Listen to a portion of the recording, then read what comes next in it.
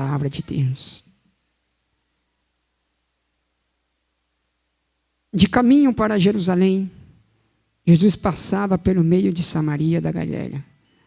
Ao entrar numa aldeia, saíram ao seu encontro de 10 leprosos, que lhe ficaram de longe gritando: Jesus, mestre, tenha compaixão de nós. E ao vê-lo, Jesus disse: vão, apresente-se ao sacerdote. Aconteceu que, indo com eles, foram purificados. E um dos 10, vendo que estava curado, voltou dando glória a Deus em alta voz. E prostrou-se o rosto em terra e aos pés de Jesus. E agradeceu. E este era samaritano. Então Jesus perguntou: não eram 10 que foram curados? Onde estão os 9? Não se achou-se quem voltasse para dar glória a Deus, e não para ser este estrangeiro? E lhe disse: levanta-te, se vá, a sua fé salvou-se. Desocupa a sua Bíblia. Curva a sua cabeça. Fecha teus olhos. Vamos orar neste momento ao Senhor. Glória a Deus. Senhor Deus e eterno, amado Pai, Criador dos céus e da terra, eu venho a Ti nesta manhã, Senhor meu Pai, por intermédio desta palavra, a qual o Senhor coloca sobre nossos deveros corações, ó Pai. Que o Senhor possa, em Teu nome, Jesus Cristo, ó Pai, tomar, meu Pai, amado Deus, esta manhã, esta direção, ó Pai, pelo poder santo da Tua palavra. Que o Senhor possa, ó Pai, amado Deus, querido ó Pai, falar, ministrar nossos corações, Senhor. E assim, ó Pai amado Deus, eu bendizo a Tua palavra, Pai, em nome de Jesus. Você pode aplaudir a Jesus nesta manhã?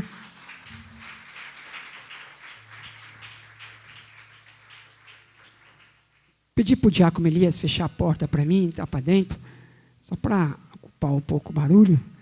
Amém? Irmãos, essa manhã, o Senhor, ao entrar neste lugar, orando a Deus, e vendo ao decorrer do culto, e o Senhor colocou esta palavra no meu coração. Sábado, no culto do grupo de Semeando Fé, quando a nossa irmã diaconisa Daiane estava pregando uma boa mensagem,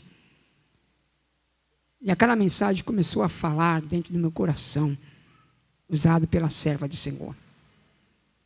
O Senhor me faz lembrar da história de Lucas 17, versículo 11 em diante, que vai contar que no caminho de Jerusalém, Jesus passava lá para Samaria, e no meio desses percursos, desse caminho que Jesus estava andando, se encontra-se 10 homens fora da sociedade, 10 homens excluídos da sociedade, 10 homens enfermos, 10 homens leprosos.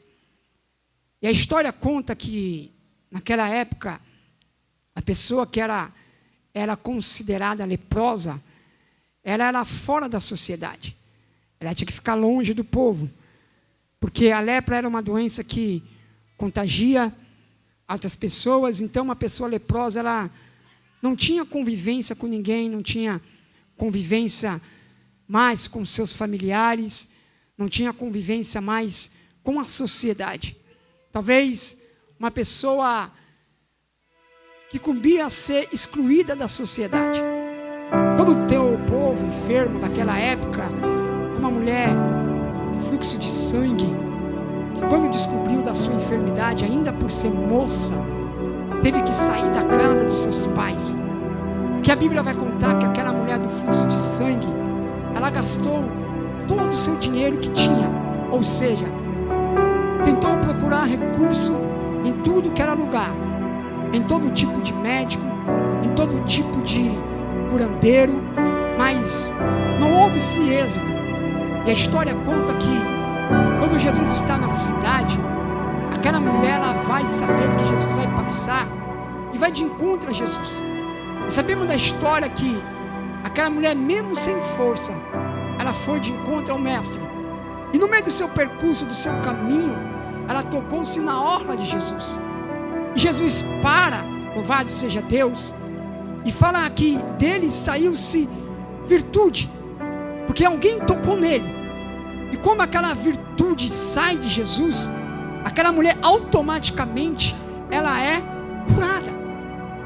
E todas as pessoas que Cristo curava, ele deixava uma palavra: a tua fé te salvou. A tua fé te salvou. E quando eu olho para a palavra de Deus, em Lucas 17, do seu verso 11 e 19, vai contar a história desses moços, desses 10 homens leprosos. Só que no meio desses leprosos era um estrangeiro, era um samaritano que estava no meio desses 10 leprosos.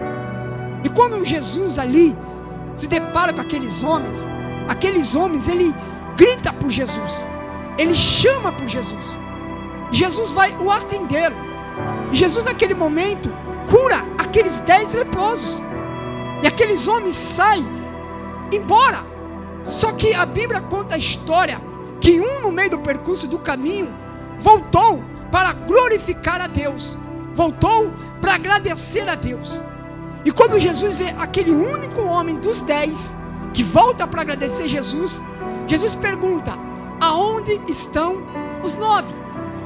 Cadê os 9?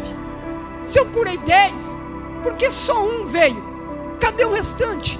Aonde eles estão? O que estão fazendo? O que foram fazer? Onde estão? O que estão fazendo com a sua graça, com a sua bênção que recebeu, com a sua oportunidade de voltar a uma sociedade? O que aqueles 9 homens fizeram com a sua cura? Fizeram com aquilo que estava? Talvez uns foram para suas vidas erradas, outros foram fazer seus deveres, outros só queriam a cura naquele momento para fazer o que tinha que fazer sobre a sua vida social. Mas um não, voltou para agradecer a Deus, voltou para querer caminhar com Jesus, voltou querendo ser discípulo de Cristo, querer andar com Jesus. E quando eu olho para a palavra de Deus, eu olho o livro de João, no seu capítulo 8, que vai contar da mulher adúltera, de quando Jesus ali está, aqueles homens de lei, aqueles fariseus, estão prontos para apredejar esta mulher. E ao apredejar esta mulher, Jesus vai aparecer no cenário dessa história. Jesus vai perguntar: olha, o que faz com esta mulher? E alguém vai dizer: olha, esta mulher foi apanhada em adultério, e pela lei de Moisés, pela lei, ela tem que ser apredejada, ela tem que ser morta. Mas quando Jesus, no meio daquela reunião, daqueles homens querendo pegar Jesus pela lei, Jesus vai dizer: olha, eu não vim para mudar a lei de Moisés, eu vim para que ela se cumpra. Mas, porém, de entre vós, aquele que não tiver pecado, que atire a primeira pedra.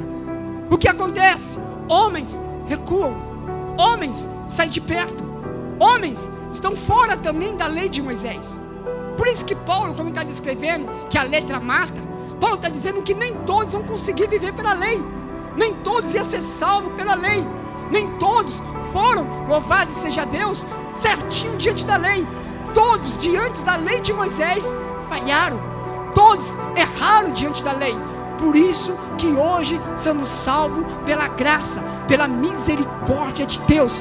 Porque se fosse pela lei, estávamos condenados. Se fosse pela lei, não podíamos estar aqui pregando. Se fosse pela lei, não podíamos estar aqui louvando. Se fosse pela lei, não podíamos estar aqui recebendo a graça de Deus. Se fosse pela lei, não seríamos salvos. Quem de nós aqui dentro seguimos a lei do Senhor à risca? Quem de nós aqui dentro seguimos os mandamentos básicos do Senhor? Nem todos. Falhamos, erramos, pecamos, porque não conseguimos seguir a lei, não conseguimos andar pela lei, não conseguimos vivenciar a lei.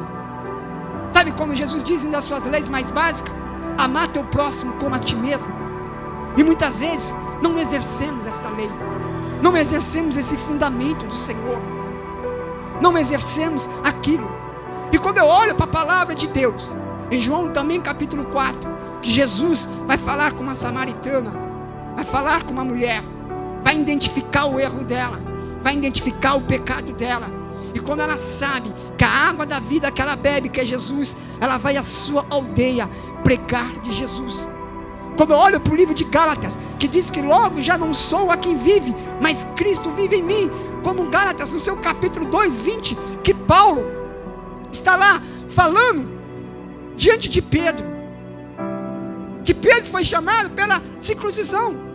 Pedro ali é chamado, mas Paulo é chamado pelos gentios. Tanto que no capítulo anterior que Paulo vai repreender Pedro por uma atitude. E quando eu olho para a palavra de Deus, eu olho para uma igreja do século 21, eu olho uma geração que mais reclama do que adora. Olhamos para uma geração que hoje, que veio para a igreja, parece estar vindo forçado para a casa de Deus. Eu olho para uma geração de hoje, que olhamos também como judeu. Aquele que tem mais, Deus está na vida. Aquele que tem menos, Deus não está na vida. Entregamos hoje algo diante de Deus. O que viemos fazer na casa de Deus? Alguns vêm em busca de cargos, outros vêm em busca de status, outros querem ser pregadores famosos, outros querem ser cantores famosos. Alguma coisa as pessoas vêm para a casa de Deus procurar, alguma coisa ela tenta se encontrar.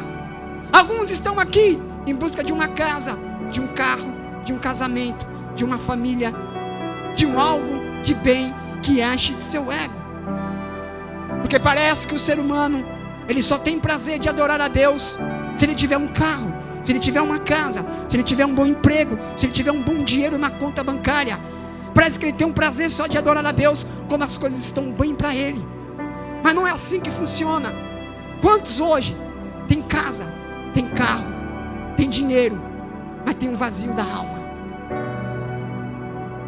Quantos estão aqui dentro?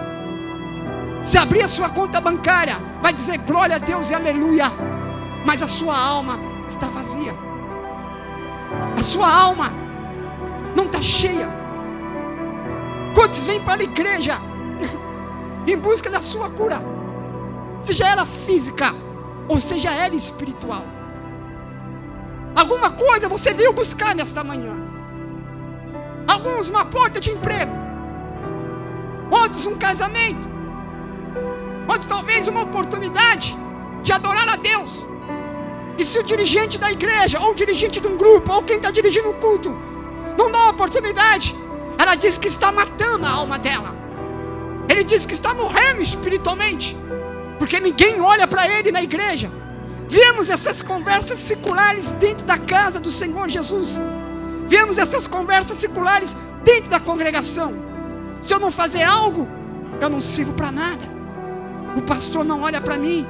As missionárias que dirigiu o culto não me deu oportunidade. Eu não gostei disso, eu não gostei daquilo. Eu queria ser um pastor. As pessoas elas já entram na igreja querendo um plano de carreira. O que você olha hoje é pessoa sendo ungida como se fosse água, como se fosse algo. Mas muitos é necessário. Infelizmente, uns têm que ter um microfone na mão. Se ele não tiver um microfone na mão, ele não vai permanecer na presença de Deus. Se ele não tiver um cargo na igreja, ele não permanece na presença de Deus. Por que disso, pastor? Porque não entendeu o que é salvação. Porque não entendeu o que além disso que Jesus quer te dar é a sua salvação. Além de um carro é a salvação. Além da sua casa é a salvação. Além do seu casamento é a salvação. Além da tua cura é a salvação. Porque as pessoas procuravam Jesus por interesse de receber algo em troca. Como aqueles homens foram curados 10, mas só um entendeu o propósito da salvação. O que adianta eu ser curado? O que adianta Deus me curar hoje de um câncer? Deus me curar hoje de uma diabetes? Deus fazer eu enxergar? Deus levar uma cadeira de roda e voltar para este mundo e fazer as coisas novamente que eu tinha a fazer? É que não entendeu o que é a palavra de salvação. As igrejas têm que entender o que é a palavra de salvação. Você tem que entender. Se você não conquistou uma casa ainda nessa terra, existe uma mansão celestial no céu para você. Se você não conquistou um carro hoje, existe uma cidade de moradas santas, onde as ruas são de ouro e os muros são de jaspe. Se talvez hoje você não está vencendo a enfermidade física, mas você tem que cuidar da tua enfermidade espiritual, porque quando você morrer, é apenas a matéria, o corpo vai para a terra, mas teu espírito, a tua alma tem que voltar para o céu. Como foi cantado aqui hoje, louvado seja Deus, uma linda cidade aonde eu vou morar. Quando entendemos o propósito da salvação, não importa quando vai dizer a palavra, o que vai me separar do amor de Cristo não é a fome, não é a nudez, não é a perseguição. Nada pode me separar do amor de Cristo. Eu não estou dizendo um templo, eu não estou dizendo igreja, eu estou dizendo as pessoas que sabem ter um contato com Deus, o que sabe que é a salvação. É você entrar dentro de um hospital agora de um câncer e ver as pessoas dizendo: eu estou preparada. Por que você está preparada? Porque eu entendi o que é salvação. É você olhar para o segundo Pedro agora e entender que agora ele sabe o que é o segredo da salvação. Porque vivemos no século 21 hoje, aonde as pessoas estão pensando nos individuais, aonde um queremos ser melhor que o outro, aonde as pessoas entram na igreja apenas querendo o alimento, a comida. A comida é algo que só mata a sua fome naquele momento. O amanhã você vai estar com fome de novo. Mas quando você conhece o plano salvação, você pode perder tudo hoje. Você pode perder casa, você pode perder carro, pode perder marido, pode perder mulher, pode perder filho, pode perder mãe, pode perder pai, mas você entende que Paulo diz: agora Cristo vive em mim. Agora Cristo vive em mim. Não é apenas você vir para a igreja, meus irmãos, sentar em um banco, esperar a hora passar. Ontem, uma pessoa falou para mim: fulano, me parece que é de Deus. Eu falei para ela: eu vou te mostrar o que é Deus. Como você vê Deus? Você quer ver Deus? Como eu posso ver Deus? Quando você vê um matando a fome do outro, ali você está vendo Deus. Quando você vê um ajudando o outro, ali você está vendo Deus. Quando você vê uma pessoa transpirando amor ao próximo, ali você está vendo Deus. Porque estamos rotulando a palavra crente como um vocabulário nas nossas vidas. Estamos olhando, enxertando as nossas mentes com tanta bobagem de internet, que esquecemos o plano da salvação. Estamos vivendo ultimamente nos tempos o que as pessoas vão pensar de gente, o que a Flaviana vai pensar de mim, o que fulano vai pensar de mim, o que o Brendo vai pensar de mim, o que a Alexandra vai pensar de mim, o que fulano... Não, pensa o que Cristo está pensando de você. Vive uma vida para Cristo. Entenda o que é projeto de salvação. Entenda o que é você não ter nada, mas ao mesmo tempo você tem tudo. Hoje, muitos não conseguem ingerir um alimento, mas você vai olhar para ele e vai dizer: eu estou pronto para morar na cidade celestial. Porque ele entendeu que a luta dele não é nesta terra, que o propósito de morar no céu foi Cristo que chamou ele. Quando nós entramos para uma igreja, para um templo, adorar a Deus, entendemos o que é salvação. Eu não tenho um tempo de olhar para o Jefferson, eu não tenho um tempo de olhar para o presbítero, eu não tenho um tempo de ficar olhando o erro da irmã Deise, do irmão Ângelo. Eu tenho um tempo de preocupar com a minha salvação. Jesus só quis saber: peraí, um estrangeiro, se um era estrangeiro, então o resto não era. Cultura judaica. Mas um quis: não, peraí, estou curado da lepra, mas o que eu vou fazer agora da minha vida? Jesus me curou da lepra, o que eu posso fazer? É caminhar com Cristo. O que adianta, missionário? Orei tanto para Deus me dar um carro, mas agora o que eu vou fazer com o carro? Orei tanto para conquistar uma casa boa. Sim, eu conquistei a casa, mas ainda falta um vazio em mim, pastor. Orei tanto para receber uma promoção na empresa. Sim, agora, mas ainda falta algo. O que adianta hoje você sair daqui curado, levantarmos um paralítico da cadeira de roda pela misericórdia de Deus hoje, e amanhã esse mesmo paralítico pode estar na porta de um bar? O que valeu? Nada. Nada. Porque ele entendeu o que não é salvação. Tem muitas pessoas que estão reclamando a Deus porque não conquistou algo que queria. Quantas coisas nossos corações almejam, quantas coisas nós não queríamos. Quem não queria quis ter uma vida, condição financeira boa? Quem não queria neste momento pegar um avião agora e partir para a Europa? Quem não gostaria hoje de ir com a sua família no melhor restaurante? Mas naquele momento é como festa de fim de ano, que reunimos a família, se alegramos, e quando dá meia-noite é um brigando com o outro, porque não entendemos o plano de salvação. Como Jesus disse para aquela mulher: onde estão os seus acusadores?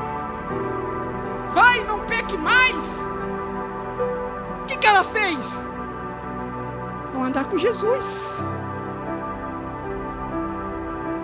Quando Jesus cura aquela mulher endemoniada, também possessada de espírito, o que ela vai ser? Discípula de Jesus. Entender. Eu vejo tantas pessoas conquistando as coisas. Isso é bom, não é pecado, isso é maravilhoso, mas a alma está vazia. A alma não tem nada, porque não entendeu o que é salvação. 70% das pessoas que entram na igreja, ela não vem buscar salvação, ela vem buscar algo do seu interesse. Tem pessoas que ela corre atrás dos profetas para revelar aquilo que vai agradar o coração dela. Tem pessoas que não entendeu ainda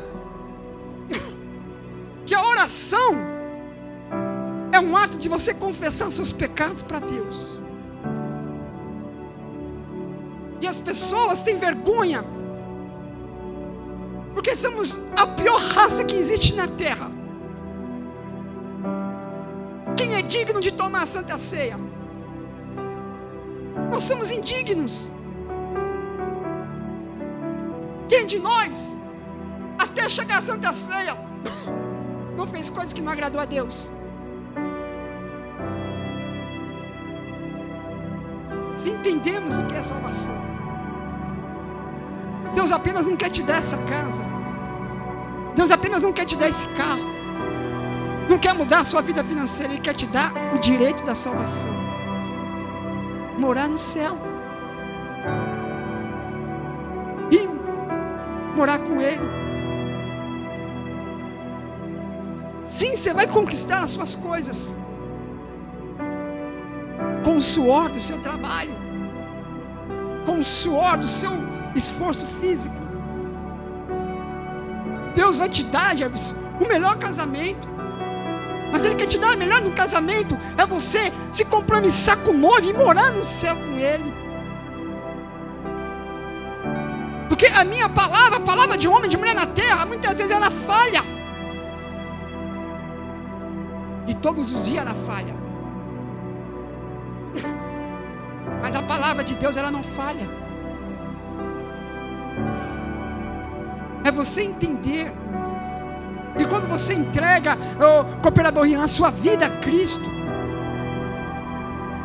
ela está na mão dele. A sua vida não está na mão do diácono Elias, Esse dia eu estava falando para o irmão, ninguém tem um poder de rotular ninguém e de condenar ninguém. A única coisa que existe de Deus é ensinar, é pregar a salvação. Semana passada, 3 e pouco da manhã, ligaram para mim. 3 e pouco da manhã, orar por um jovem que estava com legiões sobre seu corpo. 4 e pouco da manhã, estava em Tatuapé com uma chamada de vídeo. E aí, mandando em áudio. Essa batalha só foi acabar 8h20 da manhã. Perguntei algo para a mãe dele, porque esse jovem, ele era da igreja, servia a Deus, orava a Deus. A sua mãe, uma da mentora que ganhou minha vida para Jesus, 11 anos fora dos caminhos do Senhor. Mas aqui não é o segredo condenar. Está vendo? É porque eu falei, está vendo? É por isso, calma. E naquela batalha constante, veio um demônio em Chumiri, pela boca daquele jovem, começa a falar comigo. Ô tio, estava na minha sala é embaixo, e o cartão do ponto de sonar é em cima. Eu não estava mais dentro da minha sala, mas estava dentro da casa do rapaz. A moça que bateu o cartão falou que se passou mal, porque pensei que eu estava brigando com alguém lá embaixo. Realmente, espiritualmente eu estava. E dizia para a mãe daquele moço: tem que abrir a porta do quarto dele. Eu preciso entrar dentro do quarto dele. E ela chamava por ele, batia na porta e a porta não abria. E teve uma hora que ela foi por trás da janela dele e filmou com o celular. O jovem estava como um bicho, arrastejando aí na casa com uma faca. E ele mandava áudio e atendia funcionário, e ela falava, ele está gritando. Quanto mais orava e mais se manifestava. E Deus dizia, tem que entrar dentro do quarto dele. Aí eu falei para ela, olha, ele tem celular? Tem, está lá dentro do celular com ele. Chegou uma hora que chamou-se por nome dele e ele respondeu. Fraquinho, mas respondeu. Os mistérios de Deus ninguém entende. De repente o celular desse moço abre-se a tela no meu. Tudo escuro, irmã Jéssica. Aquela voz, eu mandei a voz para uma vez, irmão, para ver a voz de arrepiar. Quando eu falei, chama o cabeça, misericórdia, Jesus. Eu falei, Senhor, eu sou tão falho, ó Pai. E ali aquele jovem, aquele celular se abre no quarto escuro daquele jovem. E pude ver aquele jovem se arrastejando com a faca. O Senhor me leva dentro pela misericórdia do quarto daquele jovem. Isso por volta já era das 8, chegamos já 8h20 da manhã na casa, nesse horário. E oramos. E ali repreendemos, ele volta a ser. Sabe uma pessoa quando ela apanha, e fica toda machucada, e não tem nem mais força para levantar? Assim ele, esse jovem. Magrinho, todo machucado, babado, sem forças, nem para pronunciar o meu nome. De repente ela fala, chega um pastor aqui na minha casa. E ele falou que tem que fazer 3 dias de campanha na minha casa. E perguntei para ela, ele vai fazer? Ela diz: não, ele não vai fazer. Pensei automaticamente: pronto, sobrou para mim. Vou ter que ir lá em Partim, Suzana. Pensei nas missionárias, nos irmãos. Eu vou preparar o povo para orar, para jejuar, para nós ir lá. Mas aí o Espírito Santo de Deus me visita. Não entra nessa batalha.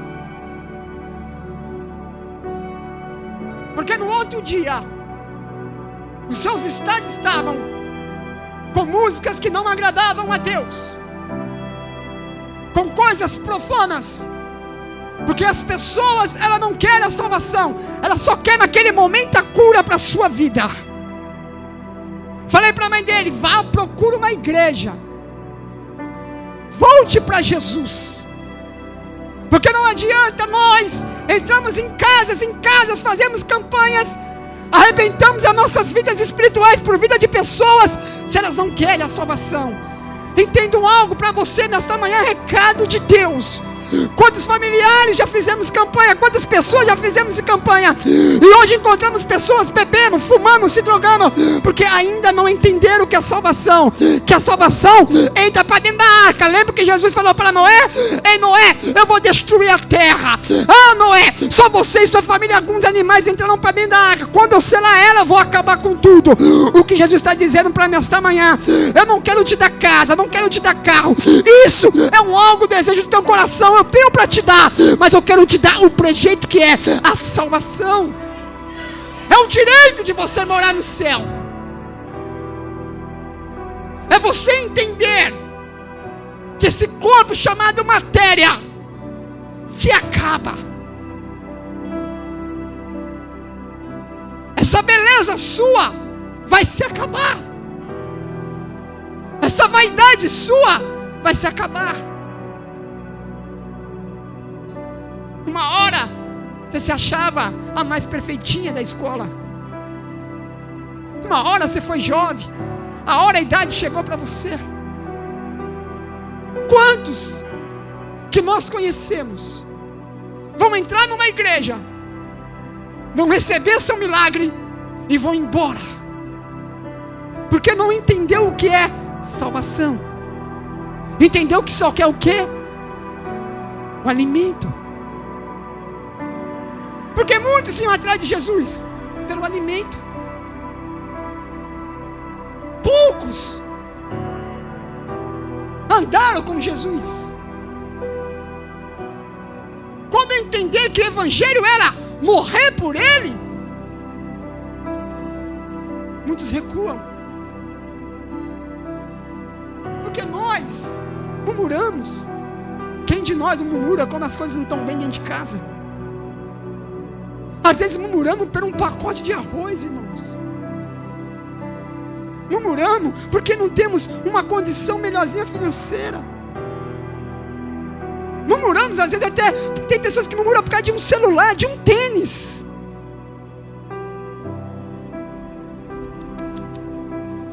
Isso é coisa básica. Quando nós entendemos o que é salvação, eu não ligo quem fala de mim, quem pensa de mim, quem me odeia. Eu sei que quem me odeia não é meu irmão, é as coisas espirituais. Como alguém diz que me odeia porque está sendo usado pelo inimigo. Ah, louvado seja Deus. Mas eu vou entender algo, que eu amo aquele irmão em Cristo Jesus, porque eu entendi o que é salvação. Como Davi vai ver o seu reino se deteriorar, se acabar. Ei Davi, você aí ó, caiu com Betseba, agora já era. Acabou, filho. Você não vai ser mais rei. Não importa. Pode tirar de mim o trono, você não pode tirar a graça de Deus da minha vida. Pode me tirar qualquer posição dessa terra, só não pode tirar minha salvação com Cristo. Eu não preciso muitas vezes, louvado seja Deus, de uma posição para ser salvo. Eu preciso entender o que é salvação. Eu preciso entender o que é renúncia para morar no céu. Porque o próprio Jesus vai falar com o jovem rico: vende tudo que tem, dá aos pobres e segue.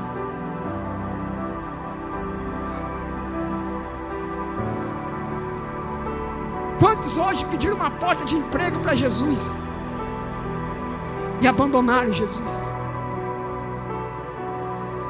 lembra quando Pedro dizia: olha, eu vou contigo onde tu for, meu amigo? Porque Pedro ainda não entendeu o que era a salvação. Quando Pedro vai entender a salvação, quando ele vai morrer, vai dizer: é melhor você me crucificar de cabeça para baixo, porque não sou digno de ser crucificado de cabeça para cima. Quando Paulo vai entender o que é encontrar com Cristo, quando Paulo vai dizer: aprendi a servir a Deus na abundância, como não tem abundância. Coisa doida, né? E como Paulo era preso, ele não apanhava, porque ele tinha cidadania romana, mas o resto apanhava por Paulo. Paulo, ele entendeu que está preso fisicamente, mas espiritualmente ele estava o quê? Livre. Como uma cadeia vai ser, os alicerces ser quebrados, olhar um para o outro e dizer: estamos presos. O que você vai fazer? Vamos adorar a Deus. Mas estão presos. E agora, Silas? Preso injustamente. Só porque acabou com o comércio dos homens. Está lá os dois. Acho que quando Paulo está olhando para Silas, aí é aquele papo de cristão. Rapaz, porque nós repreendemos aquela mulher que adivinhava as coisas aí para os bens de seus senhores. Agora estamos aqui presos, né, Silas? O que você vai fazer, Silas? Puxa um louvor. Puxa um louvor da harpa. E eu não sei como era o louvor daquela época. Você imaginou? Você com seu irmão, você já preso agora dentro de uma cadeia porque pregou o evangelho. E a sua família revoltada aqui fora dizendo: isso está errado, isso está errado, está errado. E você lá dentro está dizendo: ei, Jeff, vamos puxar um louvor de harpa aqui, vamos pregar o evangelho já para quem está aqui. E sua família aqui fora não entender porque você está preso. E dizer: chegar lá para te visitar, todo fora e você dizer: estou em paz com Cristo. Mas se eu ficar 10 anos, não importa, estou em paz com Cristo, porque eu entendi o propósito de Deus estar aqui.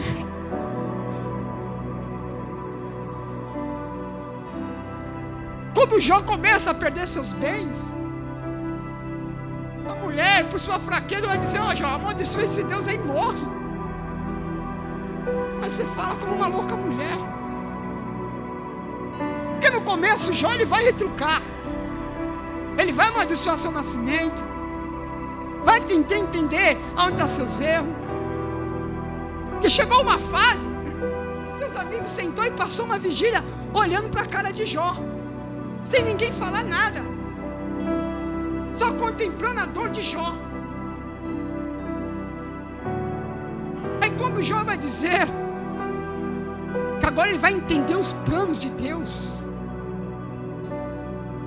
aí Jó vai dizer: olha, tudo que tinha foi Deus que me deu, mas também tudo que eu perdi foi Deus também que me tirou. Porque um propósito maior é Deus na minha vida. 10 filhos se morreu,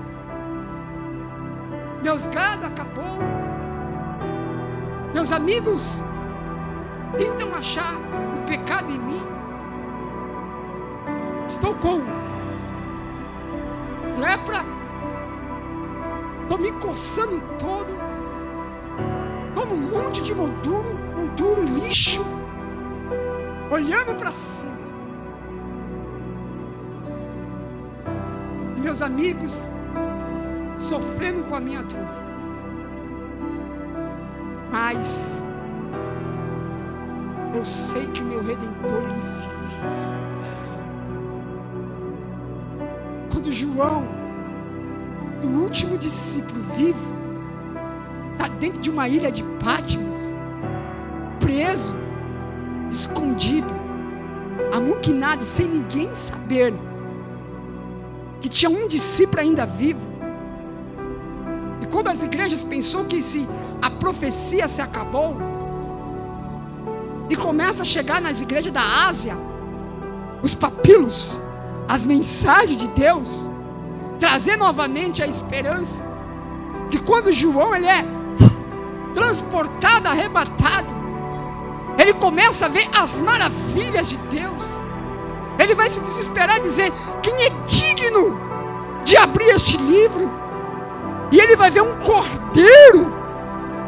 Ele vai ver 24 estações adorando de dia e de noite. Ele vai ver um novo céu, uma nova terra, uma morada preparada. Ele entendeu o que é projeto e salvação de Deus. Ele entendeu o que é, que estava lá no começo da criação de Gênesis, que Deus fez o homem para adorar, para estar do lado dele, para entender o que Adão sabia o que era, que ao raiar da tarde Jesus ia lá bater um papo com Adão. Que quando ele perde o privilégio de sair do Éden, ele sente a dor de quando nós vai perder um ente querido. Vai num velório de uma pessoa que servia a Deus, não é aquele desespero total. Aí você vai olhar o cadáver dentro do caixão, parece que ela está rindo. Eu não sei, talvez na sua morte já viu o noivo buscando. Está em paz, porque ela sabe que aqui na matéria acabou, mas teu espírito está indo para casa. Quantas pessoas morreram e estão deixando bens, porque não entendeu o que é salvação. Você está entendendo que é amar Deus acima de todas as coisas? Você sabia, Gé? Se você amar mais a sua família do que a Deus, estamos pecando contra Ele. Olha, você vê que as coisas muitas vezes, que o operador Langedo meia doida, se põe em xeque seu amor da sua família por Deus. Porque muitas vezes nós não aceitamos enfermidade, não é assim? Repreenda essa enfermidade, não aceita isso, irmão. Mas isso é propósito de Deus. Se é propósito de Deus você passar por um vale, se Deus achar por graça que você vai ter que passar pela cova dos leões, que você vai ter que passar pelo deserto, porque tudo existe um propósito de Deus na tua vida. Se formos para a guerra hoje, se morremos, vamos morrer por Cristo. Quantos países estão em guerra e os soldados já estão indo, vai para a sua família: olha, eu estou indo para a guerra, mas não sei se eu volto, porque vão lutar pela sua pátria. E sabe como as mulheres desses homens ou as famílias recebem ele? Uma medalha de homenagem, uma bandeira, e acabou. E nós entendemos o que é salvação. Eu não preciso de um microfone para adorar a Deus. Eu não preciso estar na frente da obra para adorar a Deus. Quando eu entender o que é salvação, as coisas vão fluir na minha vida. Buscais primeiro o reino e as demais coisas serão acrescentadas sobre a tua. Primeiro teu espírito tem que estar em paz com Deus. Primeiro a tua alma tem que estar em paz com Deus, e as demais coisas o Senhor vai acrescentar na tua vida. Porque vivemos hoje pessoas que não alcançam a bênção. Irmãos, não era para existir campanha na igreja, não devia existir campanhas para a igreja, não tinha que existir. A maior campanha já foi feita milhares e milhares de anos atrás. A campanha da cruz do Calvário, de morrer por mim e por você. Não era para nós entrar em campanhas de vales ossos secos, de muralhas que vão cair, de 7 mergulhos, de uma carta para Deus.